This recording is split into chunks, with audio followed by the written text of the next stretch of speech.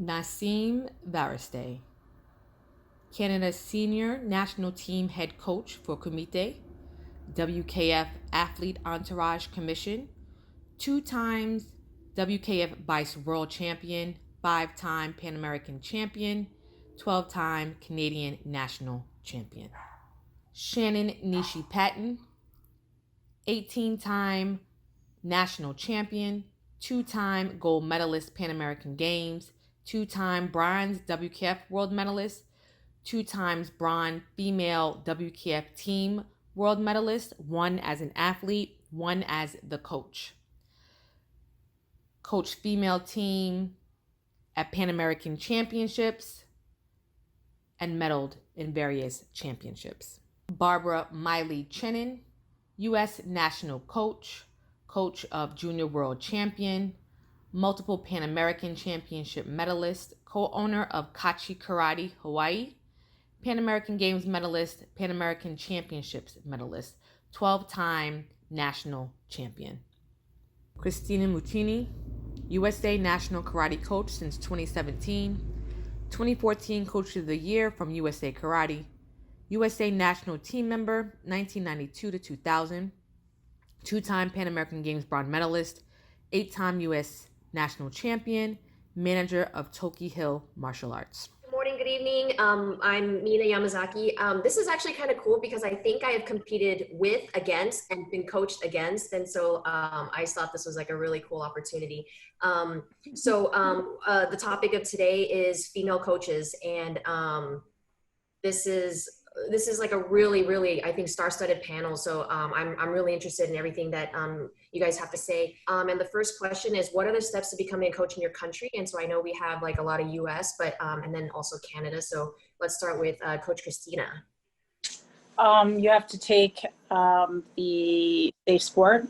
That's pretty universal. And you have to also, you used to have to take the coach course, but pretty much you just have to do a background check, US safe sport, and that's it at the grassroots level.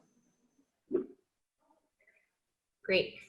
Sensei Maile, or Coach Maile, Coach Shannon, do you have anything to add to that? No, it's the same. Yeah. Just some of the courses that the US, the Federation provides, like Christina said, the safe sport, background check. Yeah, that's it. Coach Nassim? So in Canada, we have to do multi-sport modules. So it's like a national coaching certification program. So it doesn't really matter what sport you're from to be recognized as a national coach in any sport. We have to do, it's like probably a year-long process of multi-sport courses. Most of them were in person at the time, and then we need to do, we need to give pretty much a portfolio with some of the stuff that's required, and then there's the typical background check and all of that. So I guess it's a little bit more of a stringent process over here.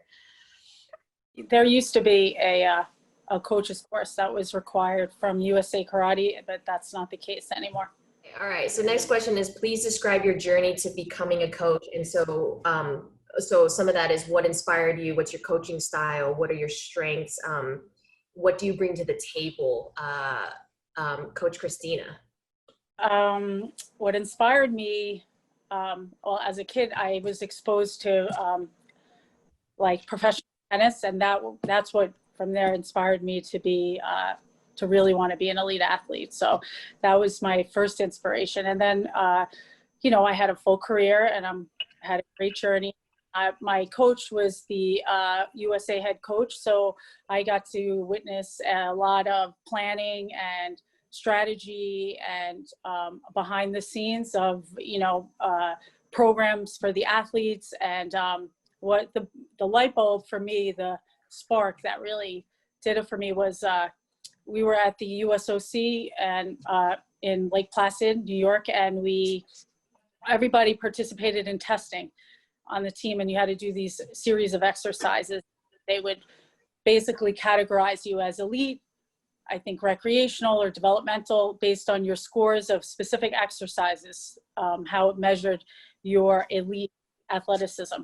And basically what it showed, they correlated on the team at that time, you know, there was a direct correlation between athletes who were in the elite category in all these different areas and their performance on the mat. So they actually showed, like, so the people that were winning, you know, time and time, you know, gold in PKF and gold at Pan Am Games and gold at like Paris Open at the time, people like that were considered elite. And they showed that these people were elite in all these, like the vertical jump and body fat and, you know, the cardiovascular component, and people that weren't maybe elite in every category based on the metric that they were showing, were, you know, getting third and getting, and I was like so intrigued by that wow, like if I would have understood this so much sooner, like I could have, you know, known this. So it really tied all that in. So that really inspired me to, you know, in a dojo and actually a gym from a very young age, and on my own journey. And that was it. I just wanted to share that and help people where I felt like I didn't really understand certain aspects of succeeding and preparing in the correct way till probably toward the middle to the end of my career. So I just wanted to help and share that with, you know, any student or anybody I could. And I just felt like I'm more of like a supportive by nature. I'm more of like a supportive coach, but, you know, over time I've tried to create the skill of just kind of looking at each athlete for what they need and being that type of coach. So I've tried to modify my approach, you know, so not, you know, being the caring friend is not always the best approach for certain athletes, you know. So I've tried to create different, you know, usually through feel, through experience. My kitty is on the table. Cool. So, and that's about it. It's been a blessing, a great journey. So I got to kind of experience your coaching. Wait, what was that? Oh, sorry. So my internet kind of cut out for a second. Coach Christina, I got to kind of experience a little bit of your coaching style. I don't know what country we were in, but the strategic planning that goes in into your coaching. Can you touch on that just a little bit? I found that really interesting. And can you talk about how you pace up and down in a hotel room, coming over to my side of the hotel room and then pacing back and forth? Can you go into that, please? Pacing? Okay.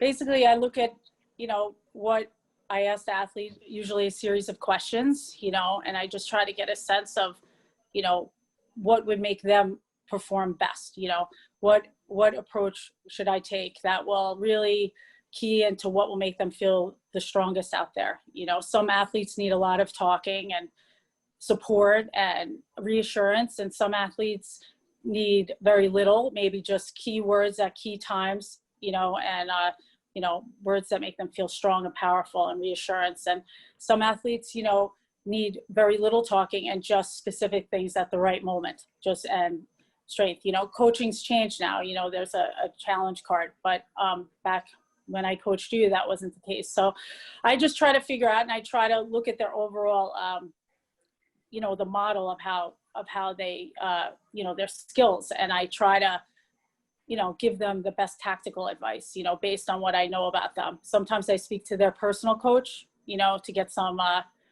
good feedback, and I try to create a good rapport there. So, you know, I can get the most information from, if I have advance notice, the personal coach. And that basically, it's just a feel. At this point, I think I've been through a lot of coaching, and I try to just feel the situation out. And I try not to bombard, you know, let them process. And that's it. Pacing is just a nervous thing. Coach Maile, same question. I'm really interested, Coach Maile, to see if any of your experience as an athlete has shaped the type of coach that you are. Because I know, coming from a very Japanese background and having like that American coaching style, how do you meld those two things? Because I think they're very different. Well, like you said, yes, I've come from a very traditional background, but I think, like, as time changes, you know, you have to kind of modify as a coach too. You take what was good from what you learned, you know, when you were being coached, and then kind of modifying it to the times now. I definitely in coaching, like with our athletes and at the national level, I like to really talk to the athletes, see what they need, you know, and especially like with seniors, a lot of them are very experienced.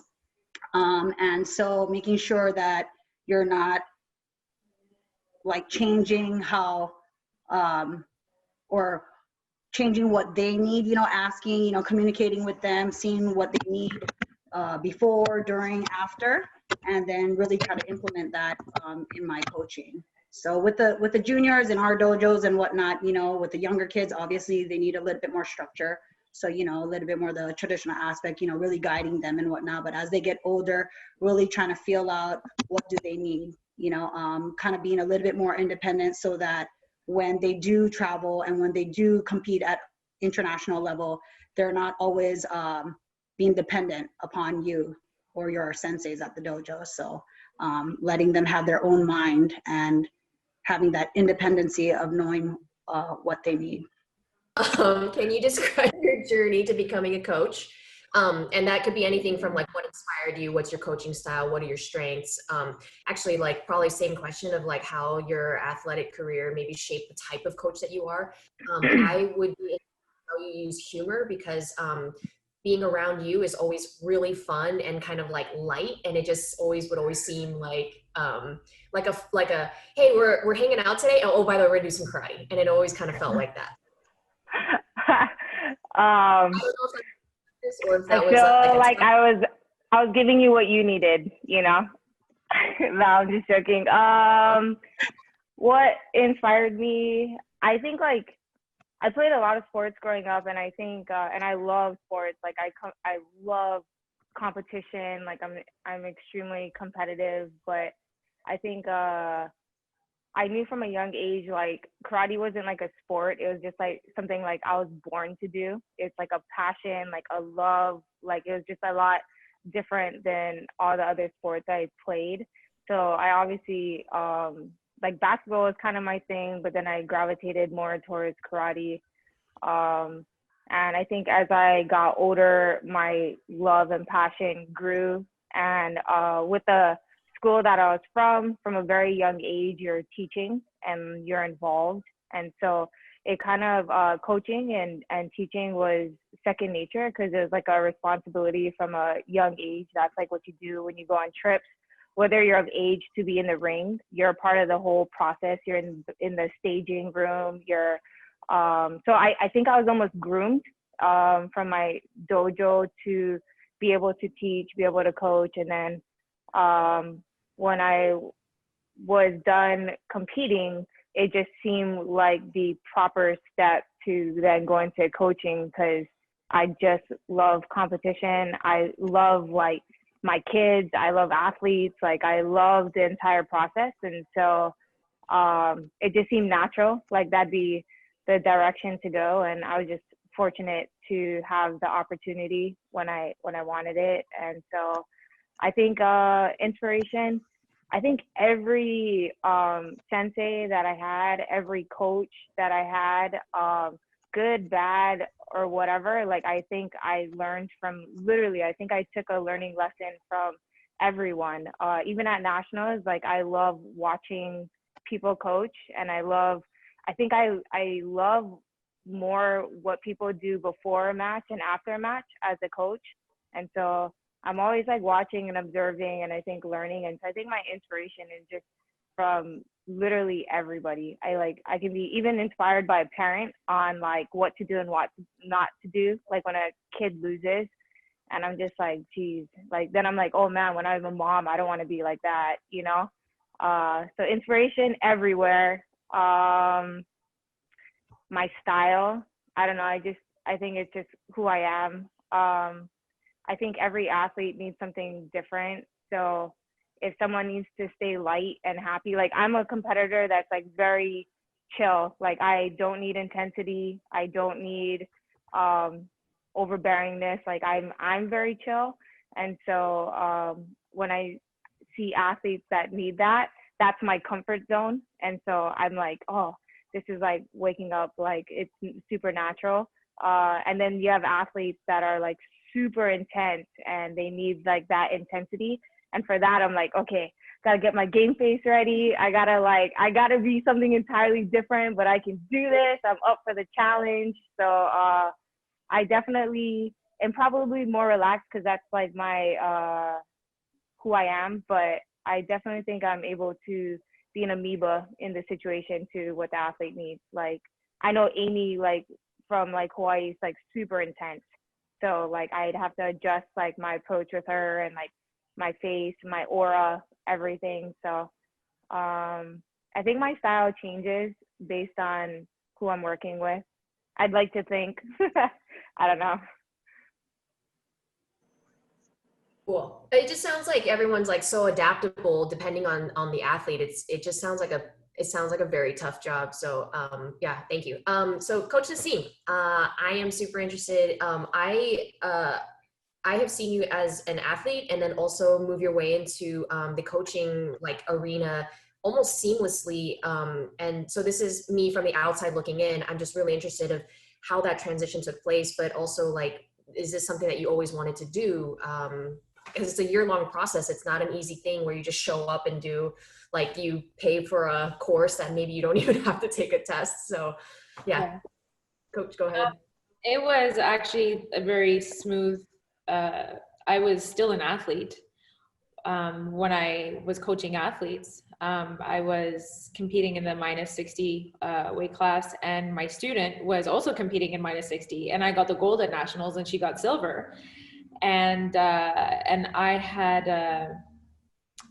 had given birth to my daughter in that time, and we had the world championships in Serbia that year. And I told her, listen, if I'm not able to get back on track and get my weight down and manage my sleep and my rest and recovery, then you basically go to world. So we were training together and I was coaching her while I was training. And then I told her like a month in advance, listen, I'm just not going to make it because I'm not sleeping at night and I'm a basket case. So off you go. And that was a very seamless transition into coaching because I had been a coach while I was still an athlete. And, you know, a big part of that is my father had the dojo, and I was always teaching. I was, you know, and there's a strong relationship between teaching and coaching. It's basically the same thing, you know, it's just like, you learn how to talk to people differently, how certain people respond and react to certain coaching styles, and how you should adapt. So for me, and really like when I was during those years, I never thought, oh, one day I want to be the national team head coach. Like it never even crossed my mind. It just seemed like a very natural path for me to take. So yeah, so that's that. And in terms of what inspired me, when I was an athlete, we didn't really have a national team program. I used to drive out to Montreal, which is like a 4.5-hour drive, just to have different partners to work with, just to have different bodies to move with. A lot of the girls on the team were from the Montreal area. So, you know, I would drive there in like February in like the deep freeze and the snow just to have like, you know, different sparring partners. And when I came out of that, I was like, you know, it would be so nice if we had a national team program that would be able to bring the team together, to allow us to train together, to work together, to have more direction from the coaches. So that was something that I really wanted to do because I was a product of a system that didn't really support the athletes at the time. I wanted to try to do things differently, you know, and to try to bring something to the table. And in terms of my coaching style, just like all the other great coaches out here have described, I think we all understand that we need to adapt. We need to be we need to be firm in certain situations, and we need to be very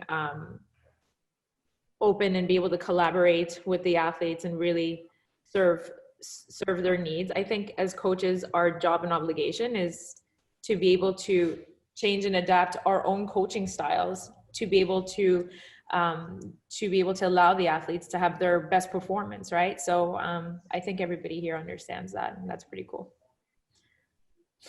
Yeah, so it sounds like you guys laid out the steps as like you guys said, like, oh, we do this and we take safe sport in this, but also I think maybe two of the bigger things is that you guys are adaptable, and you talked about how it was like a natural progression or like a calling almost. So I think that's probably something really important to have if anyone is thinking about going into coaching is, are you adaptable and is this a calling for you? Because I don't think it's an easy job at all. Can I just jump in? There's actually something I forgot to say. So in my position, like as a head coach, it's like there's how I deal with the athletes, and I have to be very flexible. And then there's how I deal with, you know, with other elements of coaching, whether it's how I relate and interact with other coaches on the national team, with how I deal with international federation. And in those situations, I mean, sometimes I am flexible and sometimes I'm not, you know? So I think it's all based on your own judgment and what you expect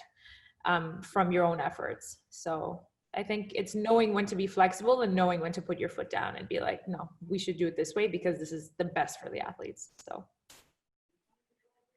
I think, oops, sorry, go ahead. sorry, I think like what all the other coaches was mentioning about, you know, like Shannon said it, Christina, Nassim, you know, we all kind of grew up in the dojo, kind of leading in the class. And I think like many times being a great athlete and doesn't translate into being a good teacher or a coach. You know, you have to really have that background of teaching, you know, passing on your knowledge, passing on your experience, and being able to do that, you know, so that it can translate into coaching. So sometimes, you know, great athletes are not necessarily the greatest teachers, you know, and stuff. So I think here, as a whole, you know, we've all grown up in the dojo and leading a bunch of classes and teaching classes and whatnot. So I think that really, really helps into becoming a coach. I agree. Yes, Shannon. Coach Shannon. Sorry. No, I wanted to add, like, Master as far as like, pardon? Master Shannon, apologies. Thank you. Oh, much better. Now I know to speak.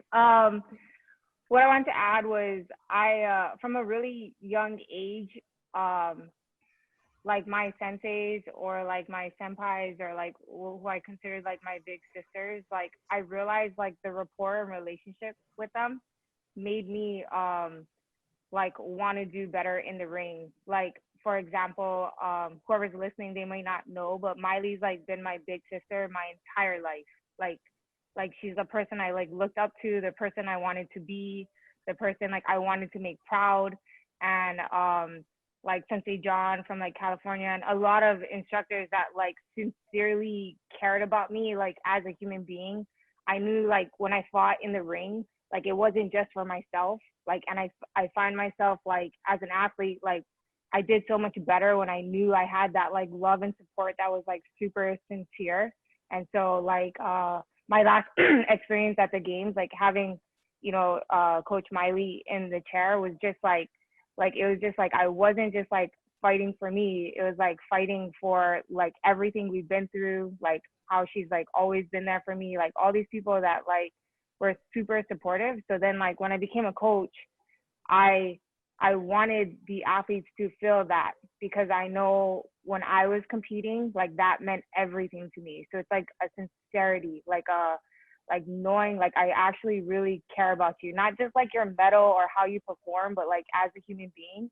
And that's like how particular people in my life treated me, and I know how impactful it was to being an athlete. So I tried to remember that and be as much as that as I can be with the time frame that I have with particular athletes.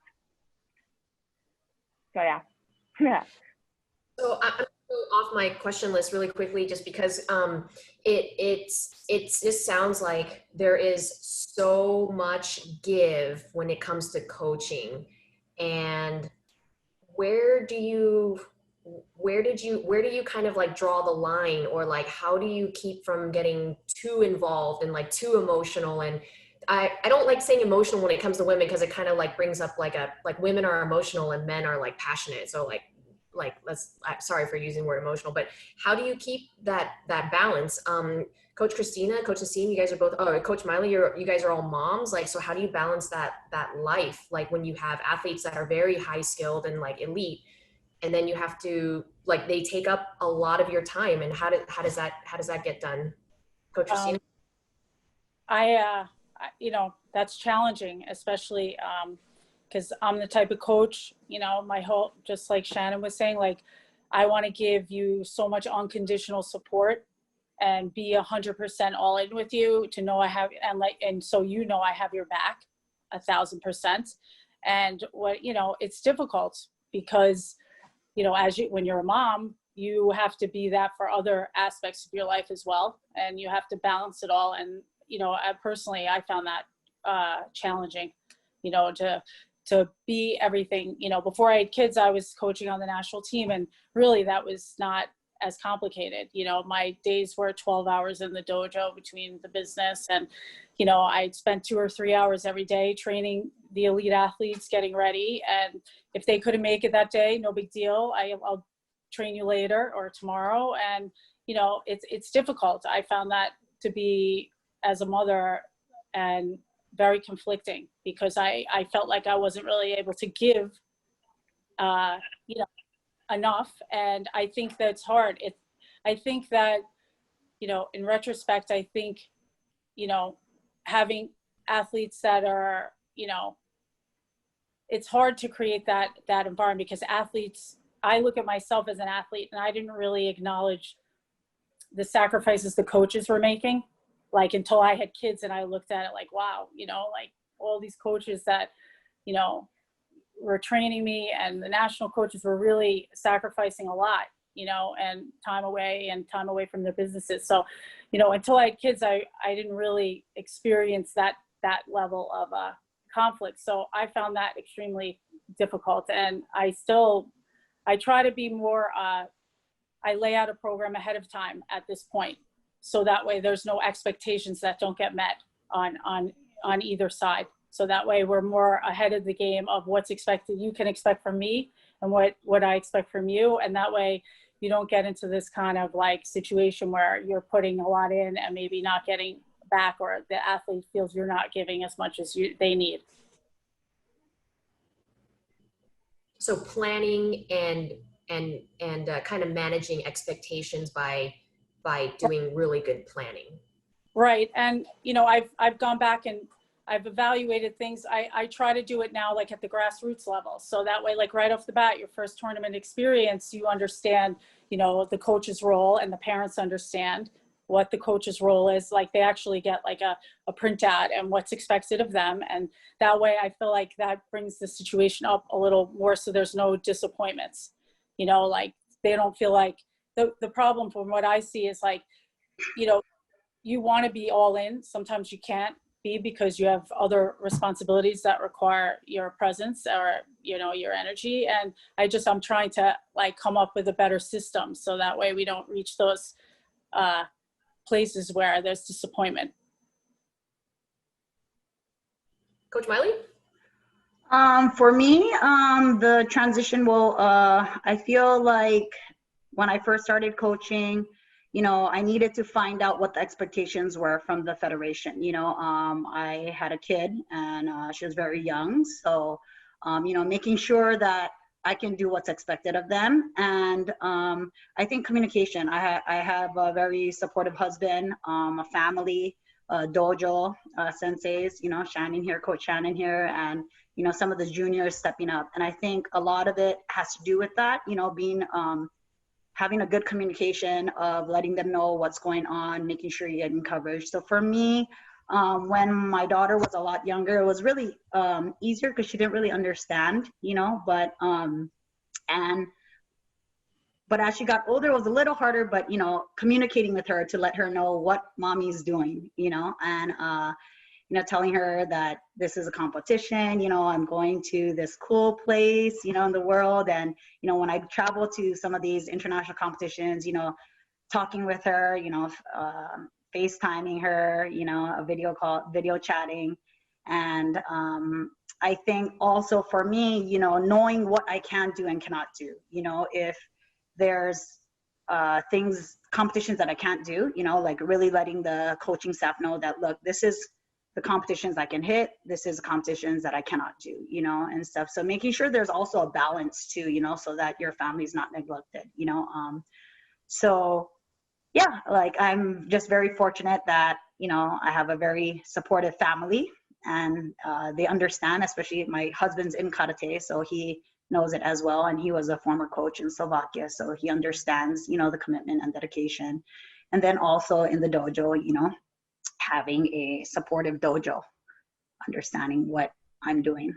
So yeah. So how basically it's one of the questions of like kind of women having it all, right? So like, how do you balance that? How do you balance your coaching life? And I mean, also like as a head coach, I mean, there's a lot that goes into that. And as you guys talk about how you coach your athletes and how much you give and give and give, where do you draw the line? How do you keep like a healthy, like a mental state, and you're not giving too much, you're not giving enough, and like, so how do you balance all of that?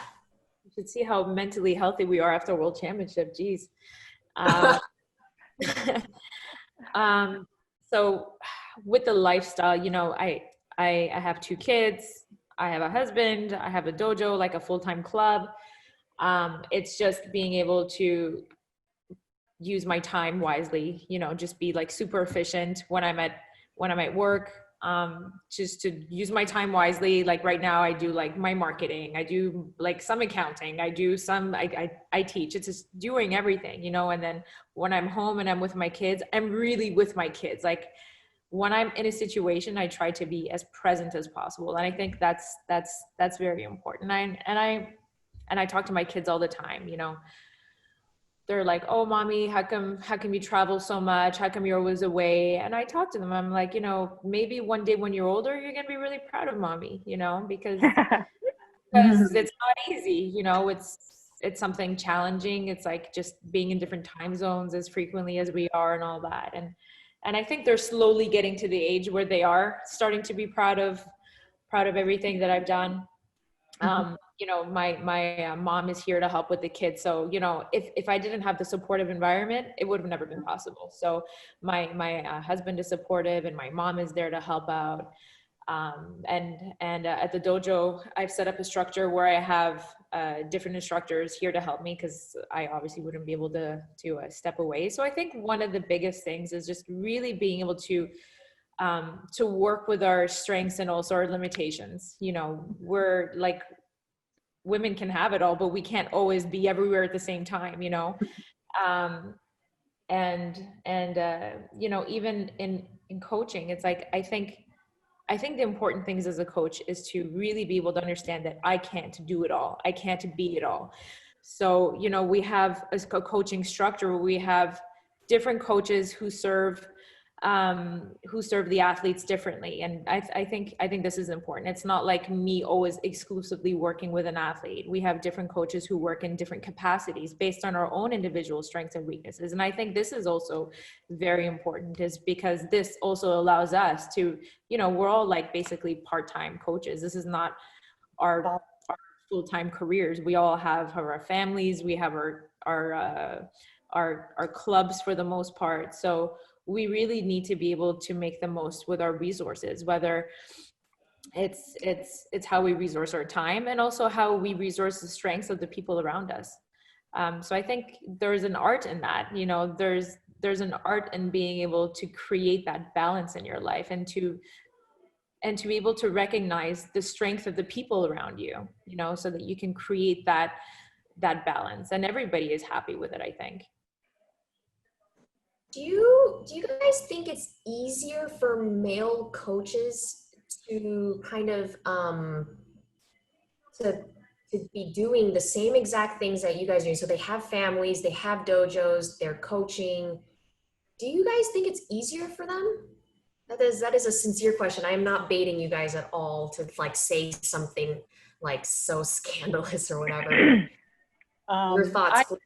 I think I mean, easier. I think whether you're a male or a man or a woman, I think it's complicated. I think a man, even at a local level, they're at a competition on Sunday, and it can last 12 hours, and most of them's wives are home, or somebody, helping them with the kids. In my case, my husband has a career, a job, and he works a lot of hours, and so for me, when I'm at a competition, my kids are not with a parent. So I find that, to be conflicting and complicated, so, I've created more of a structure. So if I'm not there, the show can go on, so to speak. But most of the senseis are men. And when when my children were little, you can only, in my case, I could only really depend on family and friends, and then the rest of it I had to pay, childcare. So, it became a big, complicated, schedule to, when you had to be occupied 10, 12 hours for the day. I had to have like 3 people to commit, I had 2 babies. So, it was complicated. It was a lot to put on people. So I did, but they're older now and not as complicated. But I think, it's the same thing in a different way for men. I think, they have kids, maybe they're not available or around. And, but, I do see a difference when you're the mother and you're, you have to be everything that everybody needs you to be. I love that Coach Nassim called it an art. Like it's an art to like balancing all of that. I think it's really interesting because also I've seen more female coaches coaching with a baby on their hip, and not off the top of my head, and I don't want to make this like a total fact, but not off the top of my head have I ever seen a male coach coaching with a baby on their hip. I have not seen a male coach pushing a stroller at the tournament itself. So one, admire 100%. And I don't want to take away from the fathers and like male coaches. I just think in our society, it's just different how women are treated and how men are treated, what's acceptable for men and what's acceptable for women. And I think what like this panel has done like a really nice job of like kind of showing that you could be a mother and a coach. Like you could be screaming at your athlete while holding a baby, and like that juxtaposition is interesting, it's human, and I think it's really wonderful. So Coach Maile, do you have anything to add to sort of my risque question, I guess? That was my case, when my daughter Marley was little. I brought her to every competition whenever I could, I wish I could. A lot of times, I really tried to introduce her to everyone in the community world, in the karate community, and letting them know who they are, so she knows like a lot of the national team members, and I just always like to have that communication of who these people are, what they're doing, why they're doing it, and I think it's a good influence on her, but yeah, like we do as moms, like, we do what we need to do, no matter what, but at the same time, making sure that, you have that balance, and like I said earlier, and having that support, now she's a little older, so I keep her at home, obviously she's in school now, and kind of going back to the last question, but as she got older, I kind of had a harder time because she understood that I was always gone. And so Coach Shannon here actually gave me an advice because, like I said, I was having problems, and we would have a countdown, like she was saying she would do with her dog. I'd have a countdown. I would have a countdown and let her know, like, okay, mommy's leaving in 5 days, in 4 days, and 3 days, so that it's not a surprise on the day that I leave that I'm gone, and it actually really, really worked because like you're having that open communication, letting them know, and it's kind of a gradual, countdown to the day you leave. So that's really helped, and then during my trips, she sees, I show her during practices, I kind of give her a little clip of our trainings and our competitions and whatnot. So yeah, it's been good. Coach, do you feel that there's more pressure as a woman, as a female head coach of like a big program? Do you feel that there's more pressure for you to make it work, for you to to be able to do it all, even though that's only it's only a phrase that is used with women, because men, it's not even a question about men having it all. It's always, can women have it all? But it's really just women living their lives. So do you feel that there's like extra pressure on you? I think as an individual, I always have put the most amount of pressure on myself for everything. I've always been a perfectionist. I always want to succeed. We're all very competitive by nature, obviously.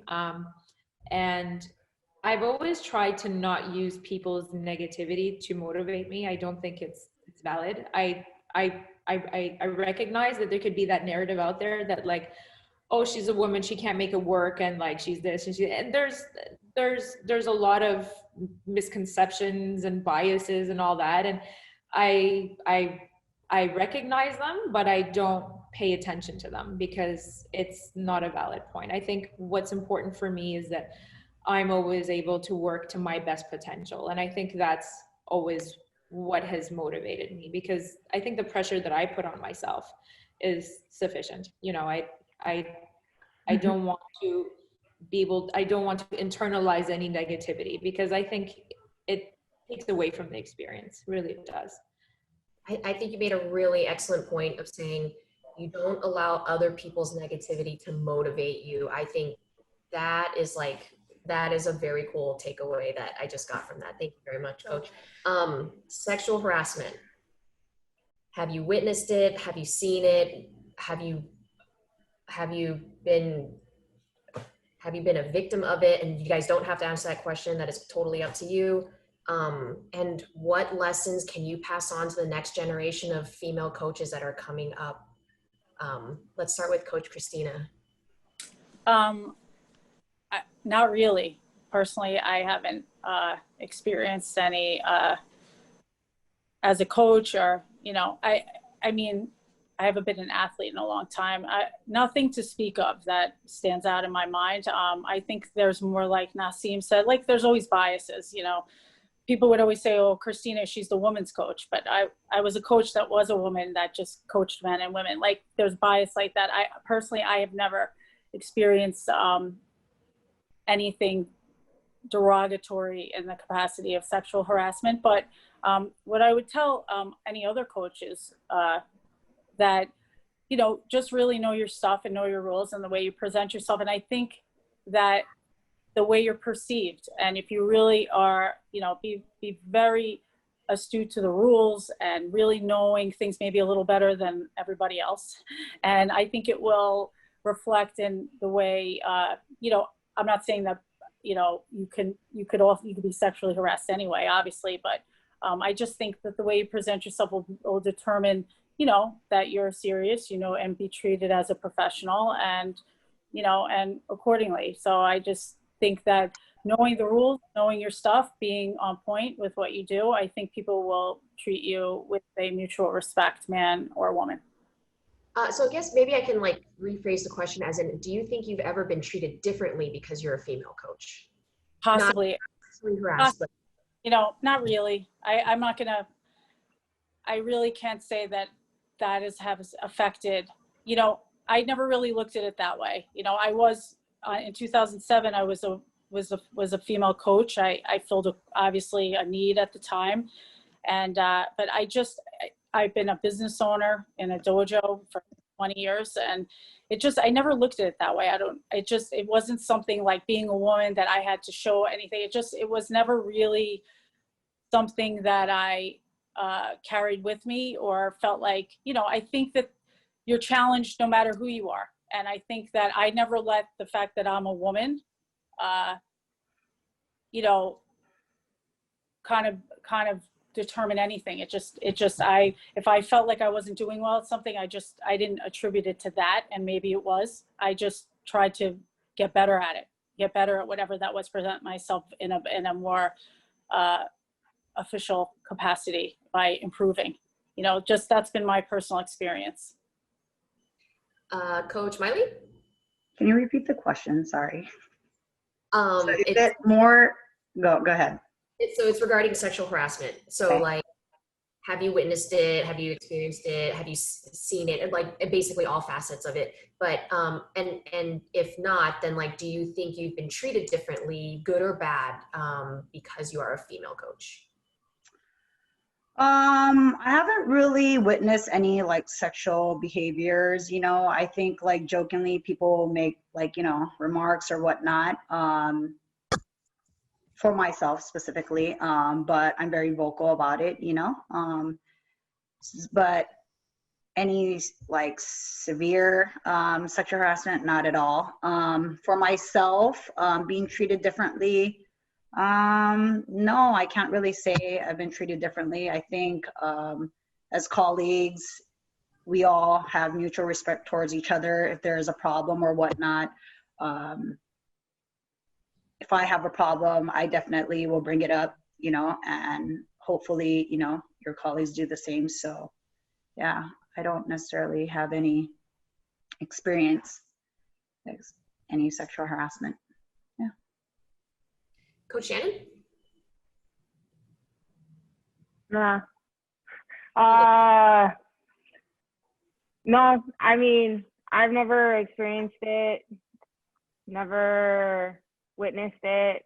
I think there's like a banter. I think people coming in as coaches, as athletes, as anything, I think probably the most important step is setting boundaries. If you don't like something or it's passing your boundary of what's appropriate or okay, is communicating like to whoever the situation is, like where your boundaries are. And so I'm pretty vocal, so no issues. Being a female coach, any issues? No, I think actually being a female coach wasn't even an issue. I think when I came in, probably the bigger issue is the fact like I looked like I was 12 years old. So like being a coach and looking super young and more than often not behaving my age. I'm a pretty playful personality. So if anything, even like coaching, like I'd be like walking back there and they're like, oh, are you competing? And I'm like, no, I'm coaching. Like, damn, I'm in a coach's outfit. Like I have my game face on. I think age is probably, and I took no offense to it because I deal with that here in Hawaii all the time. Like just looking younger than I am or being in a, and I'm sure my personality has a lot to do with it. So it's totally fine. But that was probably the hardest like transition, like getting taken seriously, which I'm sure I made my job even harder on myself. So no sexual harassment, but I would just recommend people being very vocal with their boundaries and setting a tone. I think setting a tone is really important when you're engrossing into a new group, making sure everyone knows who you are, where you stand, what's appropriate, what's not appropriate.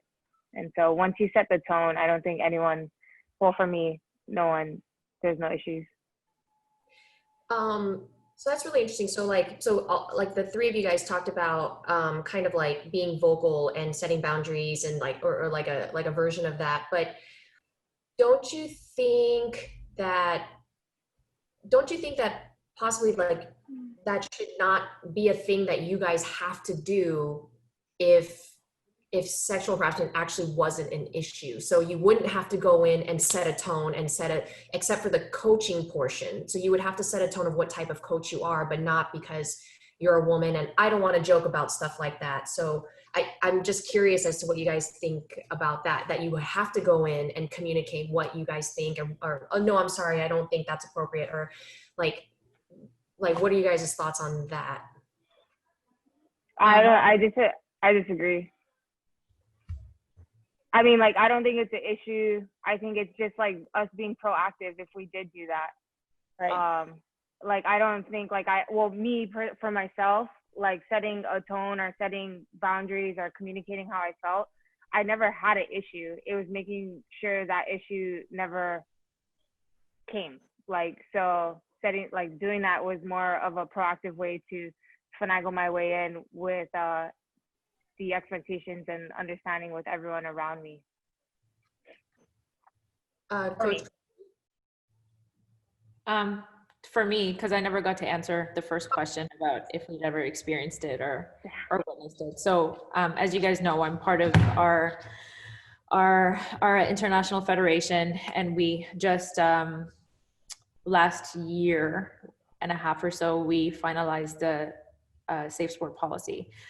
And we released a survey at the Junior World Championships, and we were shocked to find out the prevalence of sexual harassment and sexual abuse in our sport.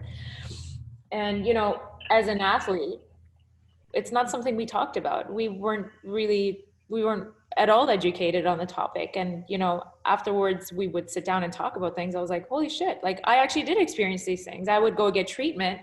You know, I had like a pain in my back, and like the person who's working on me is like, you know, his hands are too low. And it's like, that's obviously sexual harassment. You know, it's just like, I have a problem up here. What are your hands doing down there? And it's just like, I thought it was odd at the time, but if it was something that we had spoken about or learned about or had been educated about, I would have been a lot more vocal at the time. I thought it was strange, but then I was like, okay, well, it's probably normal, you know, where I experienced comments from officials when I was an athlete, you know, just like, and I thought it was not appropriate at the time. And, you know, when you're an athlete and you're on and you're at the international scene consistently, I think people feel comfortable to throw a comment at you, and it's not appropriate at all, you know.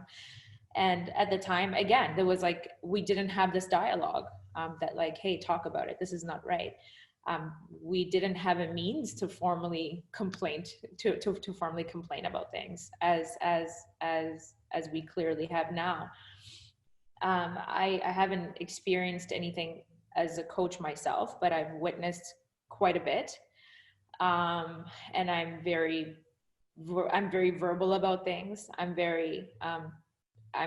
big on talking to and really educating the girls that I work with about this, because, you know, these things happen when there's differences in power between people. So whether it's a coach athlete relationship, the coaches usually are perceived to have a little bit more of an upper hand, whether it's athletes and their doctors, whether it's whatever, right? So it's like, there's always these differences in power, and this is where these situations often are happening, and it's definitely unfortunate, and it's happening everywhere. You know, we just have to really open our eyes and talk to our students, talk to the athletes, and really educate them about things. And again, I mean, now that I'm older, like I don't let for anything to happen to me. I'm very like, you know, I think when I was an athlete, I was unsure.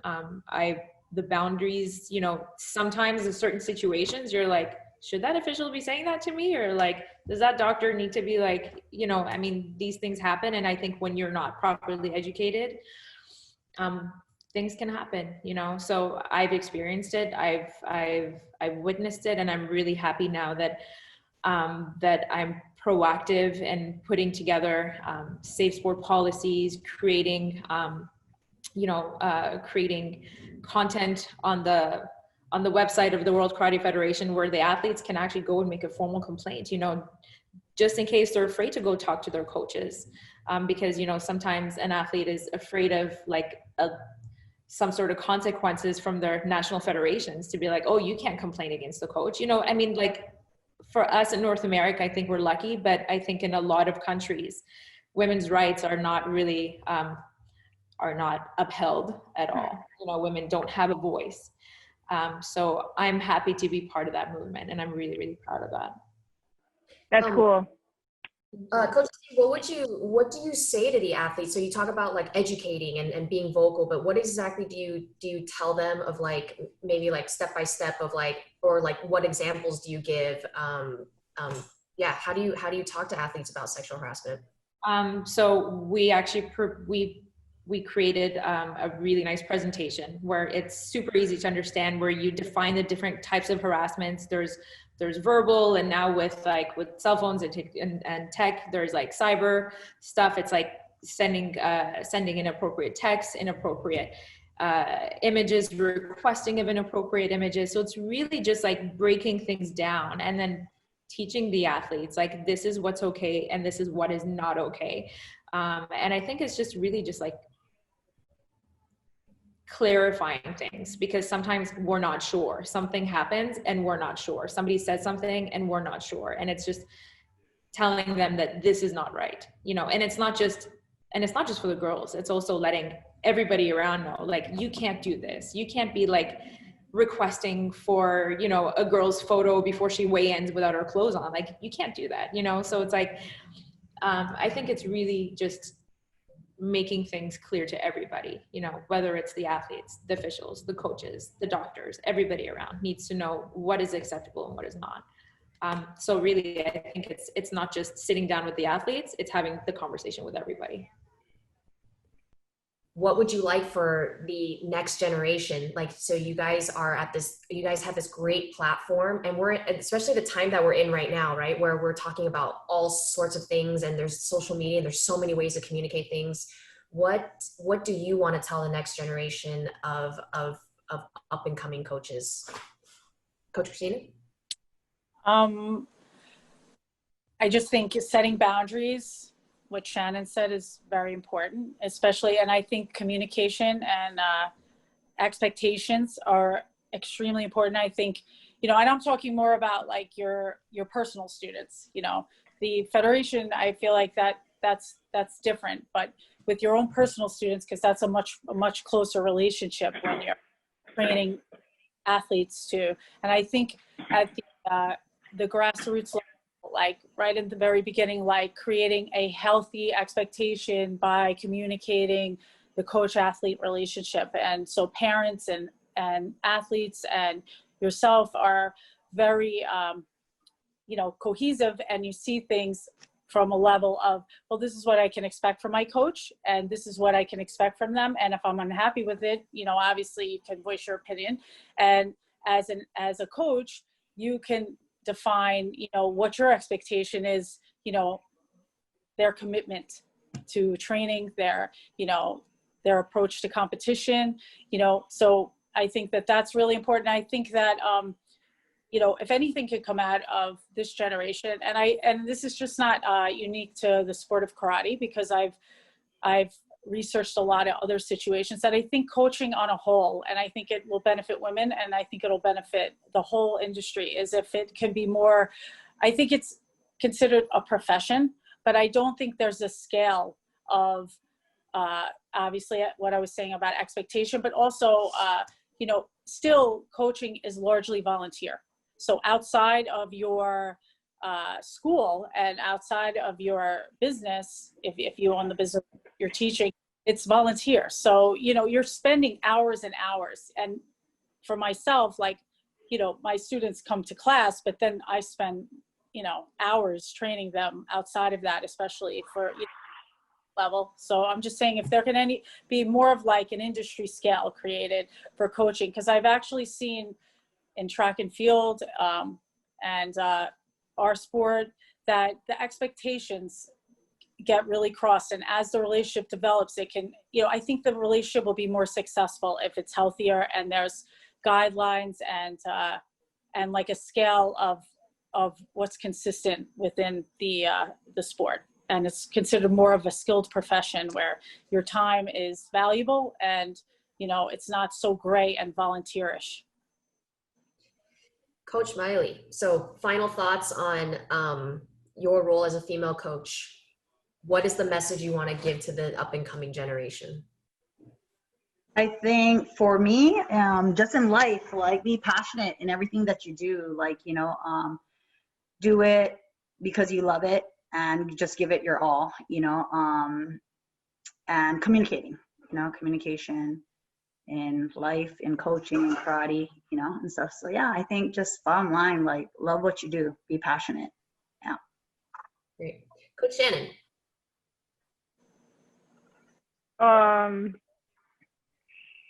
Sorry, can you repeat the question? Do you have like a message for the next generation of up and coming coaches? Be the change that you want to see. I think there's a lot of things like going on right now where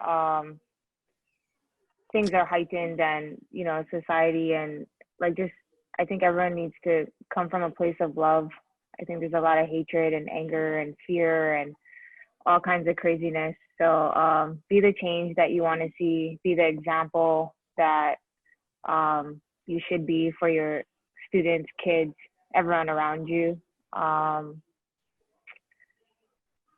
Yeah, love what you do. If you don't love it, get out of it, because you're probably not too fun to be around. Yeah. Coach Nassim, a message for the up and coming generation of female coaches. I would say focus on your strengths. Don't focus on the fact that you're a woman or that you're from a certain country or certain background. Focus on what your strengths are as an individual, to really, really educate yourself, and be a competent, capable, and strong coach. You know, I think we live in a world where we look at people from the outside and we judge very quickly. You know, we're like, oh, she's a woman, she must be very, you know, sensitive and very accommodating and very whatever. And I think we have to, you know, we can be all those things. We can be a sensitive person, but it doesn't mean that we should allow people to perceive that as a weakness. You know, again, I think for the people who are up and coming, whether they're females, I mean, specifically we're talking about women in coaching, I would just say, focus on your strengths and just be a good coach, you know, be the best in your craft, in your field. And don't allow gender biases to affect you. Great. Okay. So I guess we'll just wrap up with, sorry? Go ahead, Coach Shannon. I had one more. People coming in, like, I think when you're like a dojo coach versus like on the national level, I think the biggest adjustment is controlling your controllable variables. I think understanding that you're a part of a system now, and knowing what you can control and what you can't control is really important as far as like adjustment. I think when you're bringing your own students to a tournament, like you do everything your way. And then when you come into the federation and you become a national coach, there are systems in place that either you can be a part of in an opinion, but there's sometimes things that are over your head, and not to let that affect you and your pursuit and why you're there. So just controlling your own controllable variables and letting everything else go and enjoy the journey. Great. Anything else? Anybody, anything, any last words anybody would like to add before we wrap it up? Okay. I don't know. Yes. Nassim, how do you like being a head coach versus just a not a head coach? I think it's definitely harder. It's not that it's harder, but there's more expectations, there's more work. You know, from the other coaches in the program, when they're assisting, they're not expected to be at as many events. So just being away as frequently, being involved in like the high performance planning, and not just because you have event coaches and then, but like as a head coach, just involved in like financial stuff and planning and preparation, and just like being involved in like every aspect of an event, of a training camp, of planning for the fiscal. You know, there's just a lot more work that goes into it. But I actually like being involved. I mean, you talked about being able to control different variables, and I feel like I'm in control of it. I'm not in control of different variables, but I'm definitely got my hands in more variables, so I can manage different aspects of the program and be able to have a bigger impact. So for me personally, I find it very rewarding because I feel like I can have a bigger impact. But all this being said, we all have our limitations. We're limited by the fact that just like the US, we're not centralized because we live in huge countries. So we don't always have the team together. We're not full-time coaches. We're not full-time professional athletes. So we definitely have our limitations, and there's a lot of things that I can't change, but I'm happy to be able to have my hands in so many different areas that I am able to be as proactive. So that's definitely one of the things. Thank you for the question. That's awesome. All right, everybody. So we'll end right there. Thank you very much for joining us. Thanks for taking the time out of your really busy schedules. I know it was probably really tough for you guys. So yeah, thank you. Thank you again. And thank you for your honesty and your candor. Really, really appreciate your guys' time. Thanks, everybody.